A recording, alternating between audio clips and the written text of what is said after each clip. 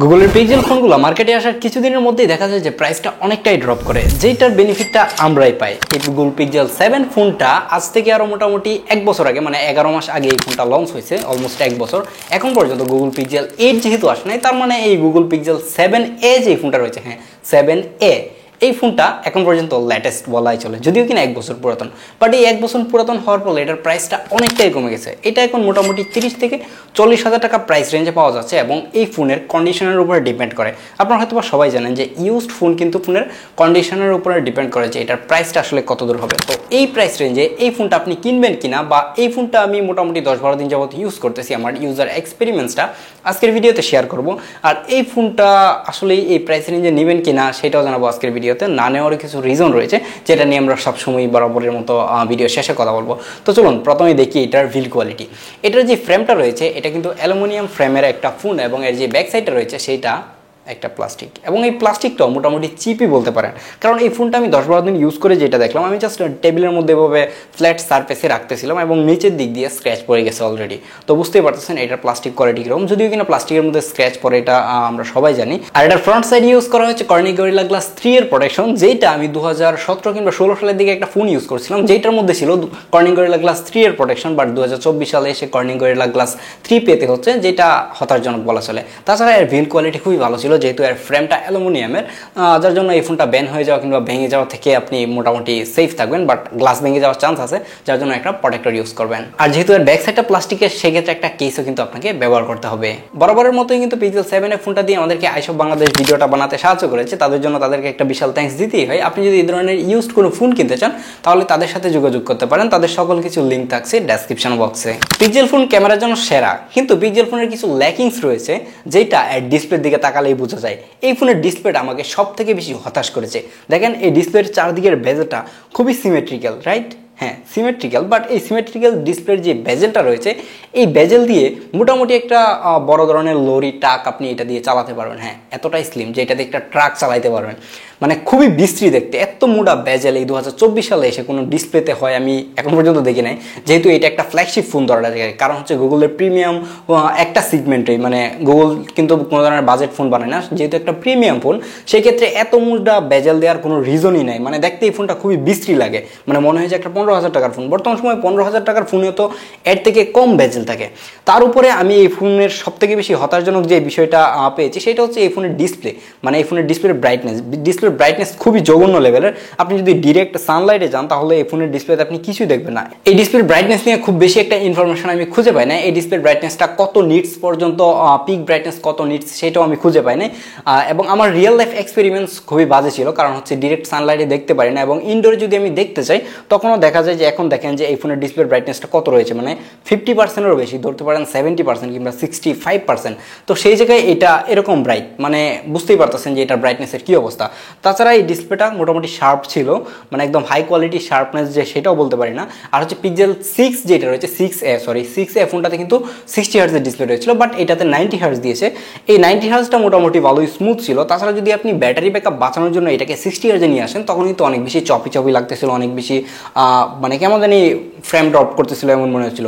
আপনি এটা কিন্তু অলওয়েজই 90 হার্টজ দিয়ে ইউজ করতে হবে যদি একটা স্মুথ ফিল পেতে চান। আর ডিসপ্লেটা আমার কাছে পার্সোনালি অনেকটাই ন্যাচারাল লেগেছে, কারণ হচ্ছে এই ডিসপ্লে দিয়ে যখন আমি মানে কোনো ছবি দেখতেছিলাম, ছবি বলতে এই ফোন দিয়ে যে পিকচারগুলো তুলতেছিলাম সেই পিকচারগুলো এই ডিসপ্লেতে দেখতে কেমন জানি অনেক বেশি ডার্ক লাগতেছিল।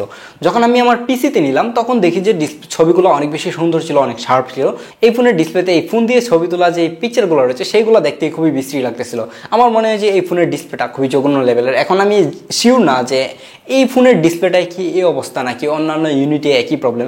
আমি যতদূর কিছু রিভিউ দেখলাম যে এই ফোনগুলোর ডিসপ্লে, মানে পিক্সেল 7a যে ফোনটা রয়েছে এই ফোনের ডিসপ্লেটা এমনই। তো সেক্ষেত্রে আপনার যদি ডিসপ্লে নিয়ে খুব বেশি একটা মাথা ঘামাইতে না চান, মানে আমার মাথা অলরেডি ঘেমে গেছে গরমে, কিন্তু আপনার মাথা যদি মানে ডিসপ্লে নিয়ে খুব বেশি একটা মাথা ব্যথা না থাকে তাহলে কোনো প্রবলেম না, আপনি চাইলেই এই ফোনটা ডিসপ্লে সেকশনটা আপনি কনসিডার করতেই পারেন। আর এই 6.1 ইঞ্চির ডিসপ্লেটা কিন্তু একটা OLED ডিসপ্লে, যেটাতে অবশ্যই HDR থাকছে আর 90 হার্টজ তো থাকছেই। পিক্সেল ফোনগুলোর স্পিকার কোয়ালিটি কিন্তু বরাবরই খুবই ভালো হয়ে থাকে এবং খুবই loud, crispy, crystal clear sound pi. But এই জায়গায় আমাকে হতাশ করেছে, কারণ এইটার সাউন্ড খুব বেশি একটা লাউড না। মাঝে মাঝে দেখা যায় যে আমি এই রুমে যদি আমি এই ফোনটা রেখে যাই, কল আসলে আমি পাশের রুম থেকে শুনতে পাই না, এরকমও প্রবলেম হয়। তার উপর আরেকটা বিশাল প্রবলেম হচ্ছে যে আমি গত ভিডিওতেই S22 যে ফোনটা রয়েছে সেটাতেই আমি পিক্সেলের হ্যাপটিক নিয়ে অনেক বেশি ভালো বিষয়গুলো বলতেছিলাম, বাট এই ফোনটা ইউজ করে মনে হচ্ছিল যে আমি সব কিছু ভুল বলছি, কারণ এর আগে আমি যে পিক্সেল ফোনগুলো ইউজ করছি সেগুলোর হ্যাপটিক ফিডব্যাক তুমুল লেভেলের ভালো থাকলেও এই পিক্সেল 7 ফোনের হ্যাপটিক ফিডব্যাক তুমুল লেভেলের বাজে।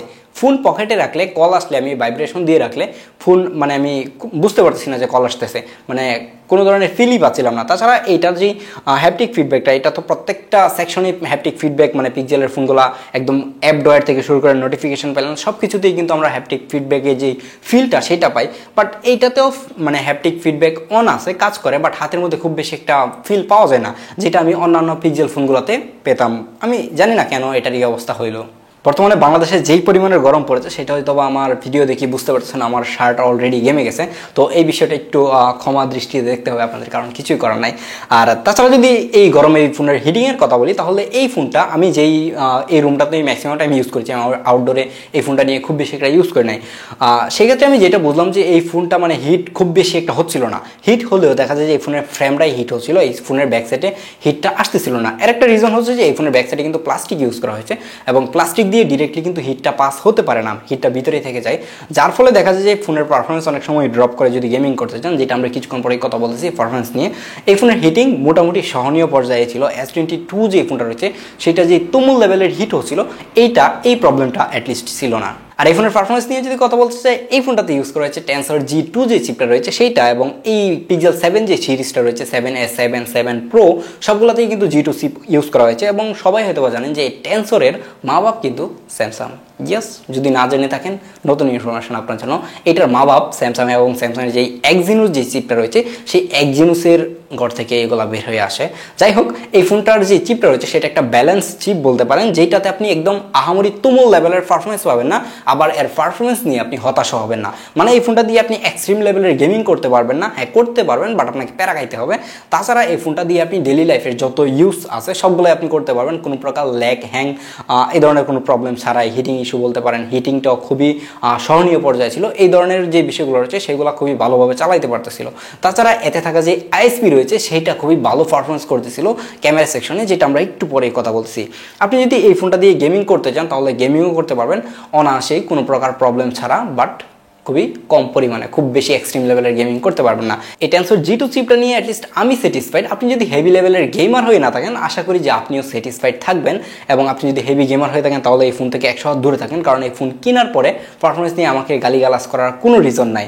তাছাড়া এই ফোনটা আমি আবারও বলতেছি, যদি পারফরমেন্স নিয়ে আপনি নানান ধরনের কথা শুনে থাকেন যে এই ফোনের পারফরমেন্স খুব বেশি ভালো না, হ্যাঁ এই ফোনের পারফরমেন্স একদম এক্সট্রিম লেভেলের ভালো না, বাট যদি আপনি একজন রেগুলার ইউজার হয়ে থাকেন, মানে আপনি ফেসবুক, ইউটিউব এই ধরনের কাজ কারবার করে থাকেন, তাহলে আপনাকে অনায়াসে এই ফোনটা ভালো সাপোর্ট দিবে। এই ফোনের সফটওয়্যার এক্সপেরিমেন্টস অনেকের কাছে খুব বেশি ভালো লাগলেও আমার কাছে কেন জানি স্টক অ্যান্ড্রয়েডটা খুব বেশি একটা ভালো লাগে না, যদিও কিনা স্টক অ্যান্ড্রয়েড অনেকেরই খুবই ফেভারিট একটা ইউআই বলতে পারেন, বাট আমার কাছে পার্সোনালি এটা ভালো লাগে না। আমার কাছে কিন্তু স্যামসাংয়ের One UI-টাই ভালো লাগে।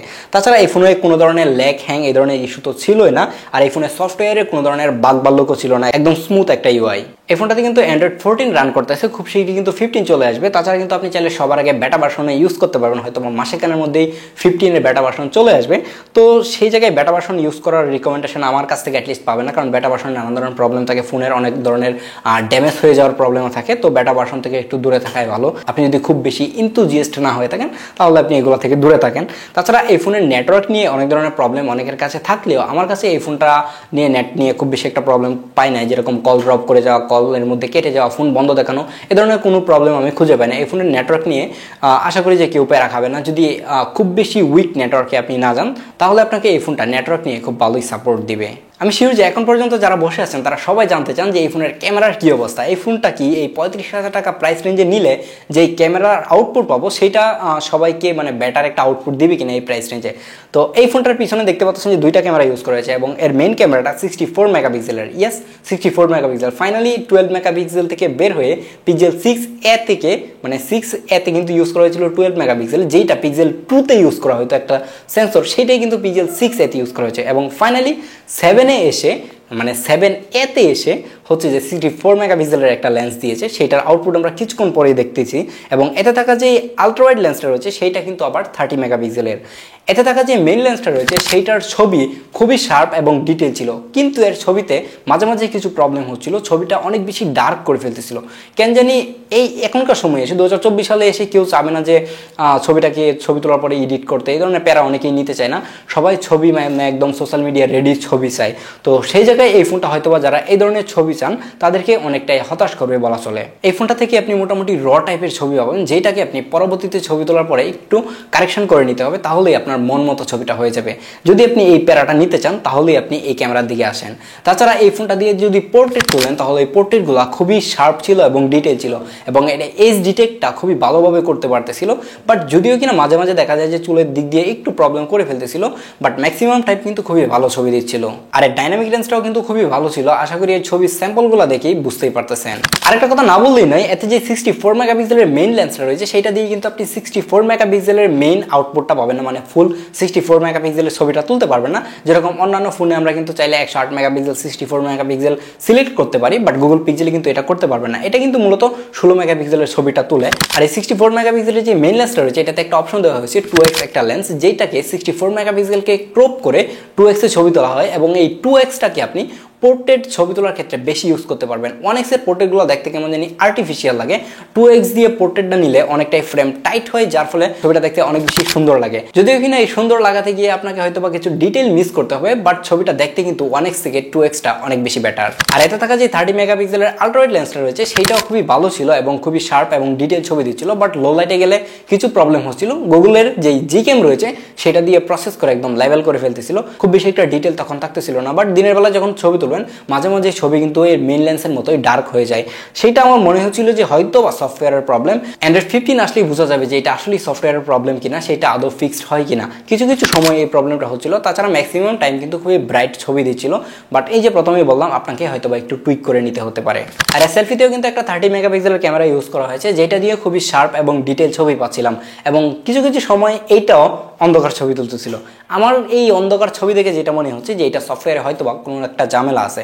এবং এর ফ্রন্ট ক্যামেরা দিয়ে আপনি 4K তে 30 fps ভিডিও রেকর্ড করতে পারবেন। তাছাড়া আপনি এর ব্যাক ক্যামেরা দিয়ে 4K তে 30 এবং 60 fps ভিডিও রেকর্ড করতে পারবেন। যদি আপনি 4K তে 60 fps ভিডিও রেকর্ড করেন তখন কিন্তু আপনি চাইলেই এর মেইন লেন্স থেকে আলট্রা ওয়াইডে সুইচ করতে পারবেন না। আর যদি আপনি 30 fps রেকর্ড করেন ভিডিও রেকর্ড অবস্থায় আপনি মেইন লেন্স থেকে আলট্রা ওয়াইডে আসতে পারবেন, এবং 2x যে লেন্সটা বললাম ডিজিটালি জুম করে সেটাতে আপনি সুইচ করতে পারবেন। আর এর ভিডিও কোয়ালিটিটা আশা করি দেখলেই বুঝতে পারবেন, এর ভিডিও কোয়ালিটিও খুবই ভালো ছিল, ভিডিওতে ডাইনামিক রেঞ্জও ভালোই রাখতে পারতেছিল। আশা করি যে এই প্রাইস রেঞ্জে যে ভিডিও আউটপুট দিচ্ছে সবাইকেই স্যাটিসফাইড করবে। এখন 35,000 টাকা প্রাইস রেঞ্জে যে ফোনগুলো মার্কেটে রয়েছে সেই ফোনগুলোর মধ্যে যদি আমি এই ফোনটাকে কম্পেয়ার করি, তাহলে ক্যামেরার বিবেচনায় যদি আমি এই ফোনটাকে নিয়ে রাখি, তাহলে এই ফোনটা আসলে 35,000 টাকা প্রাইস রেঞ্জে খুবই ভালো একটা ডিল হতে পারে আপনার জন্য। আপনি যদি 35,000 টাকা বাজেট আপনার থাকে, তাহলে একটা ক্যামেরা ফোন দরকার আপনার, তাহলে এই পিক্সেল 7 এটা আপনি অনায়াসে নিতে পারেন, এবং এই ফোনটা আশা করি যে আপনার সকল ধরনের পারপাসই ফুলফিল করতে পারবে। যদি যেই প্রবলেমগুলো বললাম যে একটু আপনাকে অ্যাডজাস্ট করে নিতে হবে, মানে এডিট করে একটু কালারটা টুইক করে নিতে হবে, ব্রাইটনেসটা বাড়ায় নিতে হবে, এই ধরনের যে কাজগুলো রয়েছে সেগুলো আপনাকে একটু ম্যানুয়ালি করে নিতে হবে, তাহলে আপনি একটা বেটার আউটপুট পাবেন। আর এই ফোনটাতে ব্যাটারি হিসেবে থাকছে 4385 mAh এর একটা ব্যাটারি, যেই ব্যাটারি দিয়ে আপনাকে 1 থেকে 1.5 দিন অনায়াসেই ব্যাকআপ দিবে। হ্যাঁ, এটা একটা used phone, but used phone হওয়ার পরেও এই ফোনটা থেকে ব্যাটারি ব্যাকআপ দেখে আমি একদমই সারপ্রাইজড বলতে পারেন। কারণ হচ্ছে এর আগে আমি S22 ইউজ করছি, যেটার ব্যাটারি ব্যাকআপ জঘন্য দিচ্ছিল। তো সেই জায়গায় এসে এই ফোনটার ব্যাটারি ব্যাকআপ খুবই ভালো ছিল, এবং একদিন যদি আপনি হেভি ইউজার হয়ে থাকেন তারপরেও আপনাকে একদিন অনায়াসেই মানে পার করে দেওয়ার মতো ব্যাটারি ব্যাকআপ এই ফোনটা থেকে আপনি পাবেন। তাছাড়া যদি আপনি মানে রেগুলার ইউজ করেন তাহলে আপনি এই ফোনটা থেকে 1.5 দিনও ব্যাটারি ব্যাকআপ পেতে পারেন, যেইটা এই ফোনটাকে অনেকটাই ভারী করে ফেলেছে। মানে ব্যাটারি ব্যাকআপ বাড়তে গিয়ে এই ফোনটার স্বাস্থ্য বেড়ে গেছে, এবং এই ফোনটা কিন্তু অনেকটাই মোটা ভারী হয়ে গেছে। তো এই বিষয়টা যদি কনসিডার করেন, তাছাড়া এই ফোনের ব্যাটারি ব্যাকআপ সুপার লেভেলের ভালো ছিল। ওভারঅল যেটা বললাম যে যদি আপনি একটা ক্যামেরা ফোন দরকার হয়ে থাকে, তাহলে এই প্রাইস রেঞ্জে একটা বেটার ডিল হতে পারে আপনার জন্য। প্রচুর গরম, আমি ক্যামেরা বন্ধ করে দিয়ে ফ্যান অন করে দিব, আর ভিডিও বানাতে পারছি না। ভালো থাকবেন, সুস্থ থাকবেন। এই গরমের মধ্যে ভিডিও বানাইছি, আপনি চাইলে আমাকে সাবস্ক্রাইব এবং লাইক করতে পারেন। আল্লাহ হাফেজ।